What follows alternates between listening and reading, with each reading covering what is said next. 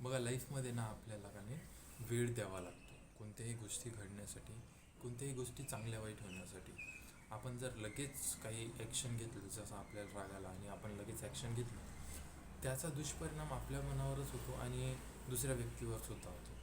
कारण कसं आहे, रागाच्या भारात आपण काही पण बोलून देतो, कधी कधी हात पण उचलून देतो. यामुळे काय होते की एका टेम्पररी अपसेटसाठी, म्हणजे जे आपण थोड्या वेळासाठी अपसेट असतो, ॲंग्री असतो, त्या वेळासाठी आपण एक परमनंट डॅमेज करून देतो आपल्या रिलेशनशिपला.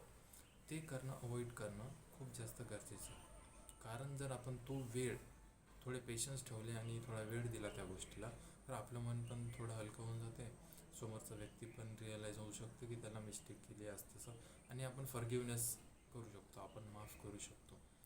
पण त्याने माफीसुद्धा मागलीच पाहिजे. इफ ते नाही मागत तर मग या रिश्त्याचा काही अर्थच नाही निघत. कारण ह्याच्यात मग म्युच्युअल रिस्पेक्ट, लव, केअरिंग काही दिसतच नाही.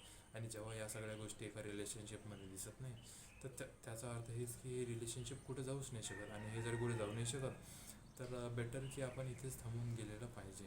क्योंकि वो रास्ता जिसे मंजिल पर ले जाना हो मुश्किल, उसे एक सुंदर मोड़ देके छोड़ना अच्छा. और फिर अपन दूसरे रास्ते पे तो निकल ही सकता है. So avoid if things are not. ते कशा आहे, आपल्या काही ना काही गरजा असतील लाईफमध्ये आणि ते जर पूर्ण नसेल होत आपल्या नीड्स, तर त्या रिलेशनशिपचा किंवा त्या नात्याचा काही अर्थ नाही होत.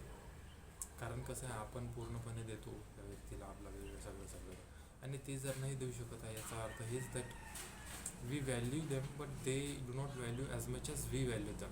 तर मग इथे आपल्याला समजून घ्यावं लागेल की आपण त्याच रिलेशनशिपमध्ये राहिलं पाहिजे, म्हणजे जिथं आपण व्हॅल्यू देतो तितकंच आपल्याला मिळत आहे. आणि जर आपल्याला तितकं नाही मिळत आहे, मग त्या रिलेशनशिपचा काही अर्थच होऊन नाही जात. आणि त्यासाठी मग आपल्याला काय करावं लागेल, तर तिथून बाहेर निघावं लागेल आणि तिथून पळावं लागेल. त्याच्या अतिरिक्त आपण काहीच समजून सांगू नाही शकत दुसऱ्या व्यक्तीला.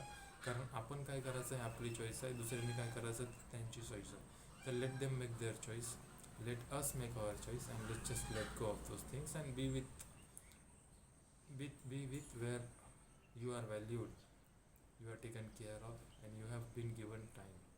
So you are given time, so तिथे जा जिथे तुम्हाला व्हॅल्यू आहे, जिथे तुम्हाला प्रेम, केअरिंग वगैरे सगळ्या गोष्टी जे तुम्हाला लागते, जे रिस्पेक्ट लागते, ते सगळ्या गोष्टी तुम्हाला मिळत आहे. जिथे मिळत नाही आहे तिथे मग सोडून दिलेलंच बरं. बेस्ट विशेस.